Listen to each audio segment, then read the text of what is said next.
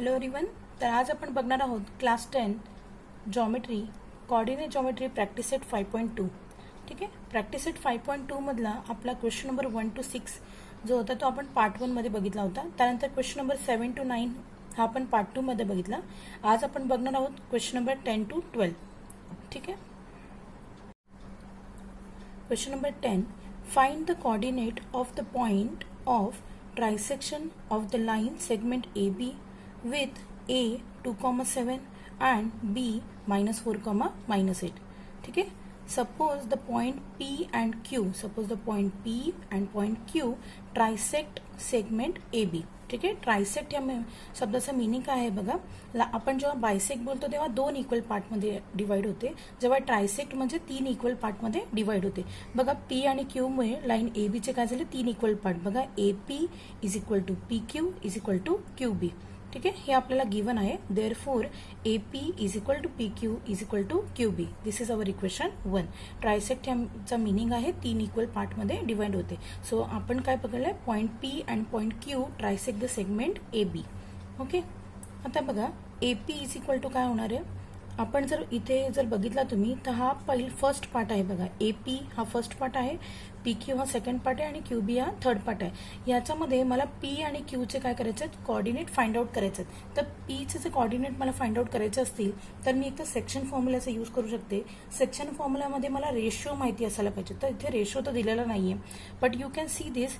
जर A P हा first part आहे आणि पी बी जर बघितला तर हे 2 पार्ट आहेत. तर ए पी अपॉन पी बी जर मी लिहिला तर तो काय होईल 1:2.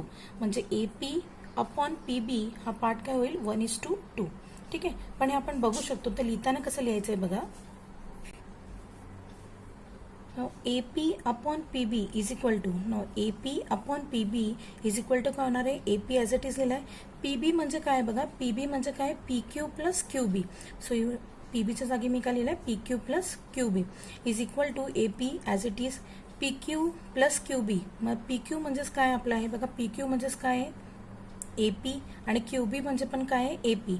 तर पी क्यू आणि क्यू बीच्या बदली काय लिहिलाय ए पीच आपण लिहिलाय, कारण हे तिन्ही इक्वल पार्ट आहेत. तर A P upon A P plus A P is equal to A P upon A P plus A P किती झालाय 2 AP. Okay. Now A P get cancel. आपला काय राहिलाय 1/2. ठीक आहे. फ्रॉम इक्वेशन 1 म्हणजे इक्वेशन 1 मध्ये आपण म्हटलं होतं हे तिन्ही पण काय इक्वल पार्ट आहेत. पी क्यू म्हणजे ए पी आहे, क्यू बी म्हणजे पण ए पी आहे. तर ह्या दोघांच्या बदली मी काय लिहिलंय ए पी लिहिलंय. ना ए पी गेट कॅन्सल 1/2. म्हणजेच मला ए पी अपॉन पी बी यांचा रेशो किती मिळालाय 1:2. ठीक आहे. मला रेशो मिळालेला आहे. ए चे कोऑर्डिनेट मला माहिती आहेत, बी चे कोऑर्डिनेट मला माहिती आहे आणि रेशो पण मला MS/N फाइंड आउट झालेला आहे. Point P is divide the segment A be in the ratio 1:2. हे आपण आता इथे प्रूफ केलं. ठीक आहे. देअरफोर आपला MS/N का झाला 1:2. नाव let the coordinate of A. च्या कोऑर्डिनेटला आपण काय म्हणला x1 y1. बी च्या कोऑर्डिनेटला आपण काय म्हणतोय x2 y2. Then by section formula X coordinate of P. ठीक आहे. आपला सेक्शन फॉर्म्युला काय होता mx2 plus nx1 upon m plus n. तर आपला m किती आपल्याला मिळाला 1. सो 1 इंटू x2 आपला किती आहे -4. सो 1 इंटू -4 प्लस n आपला किती आहे 2. सो 2 इंटू x1 आपला किती आहे बघा 2. x1 किती आहे 2. So 2 into 2. नाव 1 इंटू -4 प्लस 2 2 जा 4. नाव 1 प्लस 2 किती झाला 3. नाव -4 प्लस 4 काय झाला 0 आणि 0 अपॉन 3 पण किती होणार आहे 0. So x coordinate of P आपल्याला किती मिळाला आहे 0. ठीक आहे. सिमिलरली आपला वाय कोऑर्डिनेट साठी फॉर्म्युला काय आहे, y coordinate of P is equal to my2 plus ny1 upon m plus n. Now m आपला किती आहे 1. y2 आपल्याला किती मिळाला आहे बघा -8. सो 1 इंटू -8 प्लस n आपला किती आहे 2 आणि y1 आपला किती आहे 7. So 2 into 7 upon 1 plus 2 that is MS/N म्हणजे 1 plus 2. Now 1 into -8 plus 2 7s are 14. Now 14 minus 8 that is equal to 6 upon 3. Now 3 1s are 3 2s are. So we get y coordinate of P आपल्याला किती मिळाला आहे बघा 2. ठीक आहे. x coordinate किती मिळाला 0 आणि y coordinate आपल्याला किती मिळाला आहे 2. तर अशा प्रकारे आपल्या पीचे कॉर्डिनेट आपल्याला फाइंड आउट झालेले आहेत सेक्शन फॉर्म्युलाने. नाव तुम्ही बघू शकता क्यू हा जर पॉईंट आहे तर क्यूसाठी आपण काय करू शकतो, क्यूचे जे कॉर्डिनेट काढायचे असतील तर हे 2 पार्ट होतात बघा. AP अपॉन PQ 2 पार्ट्स आहेत आणि QB 1 पार्ट आहे. तर ह्याचा रेशो काय बनू शकतो 2:1. मग पुन्हा आपण सेक्शन फॉर्म्युलाचा यूज इथे करू शकतो, पण त्याच्याहूनही इझी काय आहे बघा. क्यू जर तुम्ही हा पॉईंट बघितला तर PQ इज इक्वल टू काय QB, PQ is equal to QB, म्हणजे क्यू हा काय मिड पॉईंट आहे कोणाचा, PBचा. तर आपण इथे मिड पॉईंटचा यूज करून सुद्धा क्यूचे पॉईंट फाइंड आउट करू शकतो. So now point Q is the midpoint of PB. Therefore by midpoint formula x coordinate of Q is equal to midpoint formula आपला काय आहे x1 plus x2 upon 2. आपला x1 किती आहे 0 plus x2 आपला किती आहे -4. नाव 0 प्लस -4 म्हणजे 0 -4 किती झाला -4. 0 -4 that is equal to -4 upon काय आहे 2. नाव 2 1 जा 2 2 जा, so we get x coordinate of Q आपल्याला किती मिळालाय -2. ठीक आहे. त्याचप्रमाणे आपण वाय कॉर्डिनेट बघूया. Y coordinate of Q that is y1 plus y2 upon 2. y1 आपला किती आहे 2 आणि y2 आपला किती आहे -8. ठीक आहे. So 2 -8 that is equal to -6 upon 2. Now 2 1 जा 2 3 जा, so y coordinate of Q आपल्याला किती मिळालाय -3. Therefore the coordinates of the Q are -2, -3. जेव्हा आपण क्यूचा कॉर्डिनेट फाइंड आउट करणार मिड पॉईंट फॉर्म्युलाने, त्यावेळेस आपल्याला पीच्या कॉर्डिनेटला x1 y1 आणि बीच्या कॉर्डिनेटला आपल्याला म्हणायचे x2 y2. तर अशा प्रकारे आपल्या ट्रायसेक्शनचं म्हणजे पीचे कॉर्डिनेट आपल्याला काय मिळाले आहेत 0,2. पीचे कॉर्डिनेट आपल्याला मिळाले 0,2 आणि क्यूचे कॉर्डिनेट आपल्याला काय मिळाले -2, -3. नाव question number 11. If A -14, -10, B 6, -2 is given, find the coordinates of the point which divide sec AB into 4 equal part. ठीक आहे. आता सेगमेंट AB किती पार्टमध्ये डिवाइड होते 4 इक्वल पार्ट. आपण बघितलं ट्रायसेक्ट, आता आपण बघणार आहोत 4 इक्वल पार्ट. फॉर एक्झाम्पल बघा, late the point CDE divide the sec AB in a 4 equal part. For example, point C, point D and point E divide the sec AB in a 4 equal part. तुम्ही बघू शकता बघा, AC हा आहे first part, CD second, DE third आणि EB fourth part. ठीक आहे. 4 equal पार्टमध्ये हा काय झाला डिवाइड झालेला आहे. Therefore the point D is the mid point. आता तुम्ही बघू शकता ह्याच्यामुळे D हा काय झालाय मिड पॉइंट झालाय कोणाचा ABचा. बरोबर आहे. D is the mid point of AB. You can see this AC is equal to CD and DE is equal to EB, whereas D is the midpoint of AB. ठीक आहे. तर आपण D चे coordinate कसे find out करू शकतो mid point फॉर्म्युलाने. Now by the midpoint formula x coordinate of D x1 plus x2 upon 2. बरोबर आहे. x1 plus x2 आपण A च्या कॉर्डिनेटला काय म्हणायचं आहे x1 y1 आणि B च्या कॉर्डिनेटला काय म्हणायचं आहे x2 y2. So -14 plus 6 upon 2 that is -14 plus 6 किती झाला -8. So -8 upon 2 that is equal to -4. 2 1 जा 2 4 जा, सो x कॉर्डिनेट आपल्याला किती मिळाला -4. त्याचप्रमाणे y कॉर्डिनेट ऑफ D, तर y साठी फॉर्म्युला काय y1 प्लस y2 अपॉन 2. ठीक आहे. दॅट y1 किती आहे -10, y2 किती आहे -2. So -10 -2 that is equal to -12 upon काय आहे 2. नाव 2 1 जा 2 6 जा, so we get y coordinate आपल्याला किती मिळाला -6. सिंपल लॉजिक आहे बघा. इथे D हा काय मिड पॉईंट आहे, तर मिड पॉईंट फॉर्म्युलानी आपण D चे x कॉर्डिनेट आणि y कॉर्डिनेट फाइंड आउट केलं. ठीक आहे. नाव पॉईंट C. आता आपण पॉईंट Cचं बघूया बघा. C हा जर पॉईंट तुम्ही बघितला तर C हा काय मिड पॉईंट आहे पुन्हा एकदा ADचा. C is a mid point of A and D. मग A च्या कॉर्डिनेटला आपल्याला काय म्हणायचं आहे x1 y1 आणि D च्या कॉर्डिनेटला आपल्याला काय म्हणायचं आहे x2 y2. ठीक आहे. पहिला समजून घ्या तुम्ही व्यवस्थित. Now point C is the midpoint of sec AD. बरोबर आहे. By midpoint formula x coordinate of C काय येणार आहे x1 plus x2 upon 2 that is -14 -4 upon 2.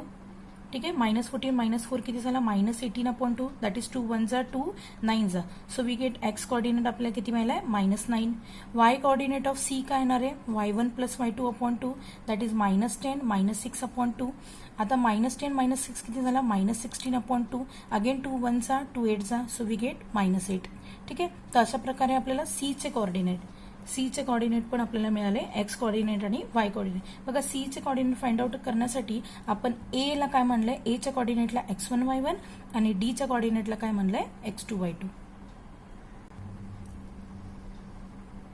Now you can see E is the midpoint of DB. बरोबर आहे. जर आपण बघितलं तर E काय आहे, मिडपॉइंट आहे DBचा. अगेन E चे कॉर्डिनेट फाइंड आउट करण्यासाठी आपण कुठला फॉर्म्युला यूज करणार आहे, मिडपॉइंट. त्याच्यामध्ये D च्या कॉर्डिनेटला आपल्याला म्हणायचं आहे x1 y1 जे आत्ताच आपण फाइंड आउट केले, आणि B च्या कॉर्डिनेटला आपल्याला काय म्हणायचं आहे, x2 y2. So point E is the midpoint of say DB. Therefore by midpoint formula x coordinate of E चे x coordinate काढण्यासाठी x1 plus x2 upon 2 -4 plus 6 upon 2 -4 plus 6 किती झाला 2 6 minus 4 that is equal to 2 so 2 upon 2 that is equal to 1. Now y coordinate of E पुन्हा midpoint formula y1 plus y2 upon 2 y1 किती आहे -6 y2 किती आहे -2. Now -6 -2 that is equal to -8 so 2 1 जा 2 4 जा so we get y coordinate किती मिळाला आहे -4. अशा प्रकारे therefore the coordinates of the point dividing sec AB in a 4 equal parts are C चे कॉर्डिनेट काय आहेत -9 -8, D चे कॉर्डिनेट आपल्याला किती मिळाले -4, 6 आणि E चे कॉर्डिनेट आपल्याला किती मिळालेत 1, -4. बघा पुन्हा एकदा मी तुम्हाला हे एक्सप्लेन करते. 4 इक्वल पार्टमध्ये सेगमेंट ए बी हा 4 इक्वल पार्टमध्ये डिवाइड झाला आहे, म्हणजेच आपल्याला A C is equal to काय C D is equal to D E is equal to E B. बरोबर आहे. सगळ्यात पहिला आपण कुठले कॉर्डिनेट काढले, डी चे. So D is a mid point of A B whereas A x1 y1 and B x2 y2. पुन्हा जर मला सी चे कॉर्डिनेट काढायचे आहे तर सी हा काय मिड पॉइंट आहे ए डीचा. इथे ए x1 y1 आणि डी काय आहे x2 y2. नाव मला ई चे कॉर्डिनेट करायचं तर ई काय आहे मिड पॉइंट आहे डी बीचा. सो डी ला काय म्हणायचं आहे x1 y1 आणि बी ला काय म्हणायचं आहे x2 y2. अशा प्रकारे या तिन्ही कॉर्डिनेटचे मी मिड पॉइंट या फॉर्म्युलाने कॉर्डिनेट फाइंड आउट केलेला आहे. क्वेश्चन नंबर 12 पण आपला त्याच टाईपचा आहे बघा. Question number 12 if A 20,10 B 0,20 are given find the coordinate of the point which divide the seg A B into 5 congruent part. तर 5 आतापर्यंत आपण किती बघितलेले 3 इक्वल पार्ट, त्यानंतर आपण बघितले 4 इक्वल पार्ट आणि आता त्यांनी किती दिलेत 5 कॉन्ग्रंट म्हणजेच इक्वल पार्ट. ठीक आहे. तर आपण काय घेऊया सेक ए बी. बरोबर आहे. Point C let the point C point D and point E and F divide the sec AB in a 5 congruent part. 4 आपण पॉइंट घेऊया. Point C, point D, point E and point F divide the segment AB in a 5 equal part. त्यामुळे काय होणार आहे, therefore AC is equal to CD is equal to DE is equal to EF and is equal to BF. ठीक आहे. नाव आपण आता इथे बघा, मला जर इथे डी हा इथे मिड पॉइंट होतोय का, तर नाही होते. इथे बघा इथे 2 पार्ट आहेत आणि इथे 3 पार्ट आहेत. ठीक आहे. सी हा मिड पॉइंट होतोय एडीचा, पण मला ए चे कॉर्डिनेट माहिती आहे, डी चे कॉर्डिनेट मला माहित नाहीये. इथे एफ जर काढायचं असेल तर बी चे कॉर्डिनेट माहिती आहे, पण ई चे कॉर्डिनेट मला माहित नाहीये. तर इथे सर्वात पहिला आपल्याला सेक्शन फॉर्म्युला यूज करावा लागेल. फॉर एक्झाम्पल आपण ए ठीक आहे, म्हणजे आपण ए सी अपॉन सी बी जर हा आपण बघितला तर किती आहे 1:1, 2, 3, 4. सो 1:4 होईल. ठीक आहे. तर हे आपल्याला बघण्यात तर दिसतंय, पण आपण लिहूया कसं बघा. A C upon C B is equal to A C upon C B म्हणजेच काय बघा, सी बी हा पूर्ण काय आहे C D plus D E plus E F plus F B. ते इथे लिहिलेलं आहे बघा. therefore AC upon CB is equal to AC as it is लिहिला आणि CD, DE, EF आणि FB या सर्वांच्या बदली मी काय लिहिला ACच लिहिला आहे, कारण दिस इज ऑल इक्वल टू काय आहे AC. मग ह्या सर्व यांच्या बदली इथे काय लिहिलेलं आहे AC लिहिलं आहे. प्रत्येक ह्याला काय लिहिलं आहे AC लिहिलेलं आहे. ठीक आहे. नाव AC ॲज इट इज 1, 2, 3, 4. तर AC म्हणून किती झाले 4 AC. अगेन AC गेट काय होईल cancel. Now 1/4. So we get AC upon CB is equal to 1/4. ठीक आहे. अशा प्रकारे आपल्याला रेशो मिळालेला आहे. म्हणजे आपण जो M:n आपल्याला सेक्शन फॉर्म्युल्यासाठी जो रिक्वायर्ड आहे तो AC upon CB is equal to आपल्याला किती मिळाला 1:4. Therefore, the point C divides sec AB in the ratio 1:4 by the section formula x coordinate of C. ठीक आहे. जर मला सी चे कॉर्डिनेट काढायचे आहे तर माझा x1 y1 काय आहे, ए चे कॉर्डिनेट x1 y1, बी चे कॉर्डिनेटला काय म्हणायचं आहे x2 y2 आणि M:n माझा किती आहे 1:4. ठीक आहे. सो फॉर्म्युला इथे लिहिला बघा. mx2 plus nx1 upon m plus n. m आपला किती आहे 1, x2 आपला म्हणजेच बीचे कोऑर्डिनेट आपला काय आहे x2, तो किती आहे 0 प्लस n आपला किती आहे 4 आणि x1 किती आहे 20. So 1 into 0 0 plus 4 into 20 80 upon 1 plus 4 किती झाला 5. ना 0 प्लस 80 किती झाला 80. So 80 upon 5 that is equal to 5 1 जा 5 16 जा. So we get x coordinate आपल्याला किती मिळाला आहे 16. सिमिलरली y कोऑर्डिनेट आपला काय आहे बघा, y coordinate of c that is my2 plus ny1 upon m plus n. Now m आपला किती आहे 1, m आपला किती आहे 1, y2 किती आहे 20 प्लस n किती आहे 4 आणि y1 किती आहे 10. सो 1 इंटू 20 20 प्लस 4 10 चा 40, 20 plus 40 that is equal to 60 upon 5. Now 5 1 जा 5 12 जा. So we get y coordinate आपल्याला किती मिळाला आहे 12. तर अशा प्रकारे आपण सी चे कोऑर्डिनेट फाइंड आउट केलेत. बघा इथे सी चे कोऑर्डिनेट आपल्याला मिळालेत 16,12. ठीक आहे, इथे सी चे कोऑर्डिनेट आता आपल्याला मिळाले. आता बघा जर सी चे कोऑर्डिनेट मला मिळाले, इथे मला सी चे कोऑर्डिनेट मिळालेत आणि इथे माझं काय आहे बी आहे. ठीक आहे, तुम्ही सी पासून बी पर्यंत जर बघितलं तर ई हा काय होतोय मिड पॉइंट होतोय. बघा ई हा काय होतोय मिड पॉइंट होतोय. बघा म्हणजे इथे सी डी डी एफ आणि इथे ई एफ एफ बी, म्हणजे ई हा काय होतोय मिड पॉइंट कोणाचा सी आणि म्हणजे सी बी चा मिड पॉइंट होतोय. तर सी च्या कोऑर्डिनेटला काय म्हणायचं x1 y1 आणि बी च्या कोऑर्डिनेटला काय म्हणायचं x2 y2. त्यानुसार आपण मिड पॉइंटनी ई चे व्हॅल्यू म्हणजे कोऑर्डिनेट जे आहेत ते फाइंड आउट करू शकतो. ठीक आहे. So now point E is the midpoint of sec CB.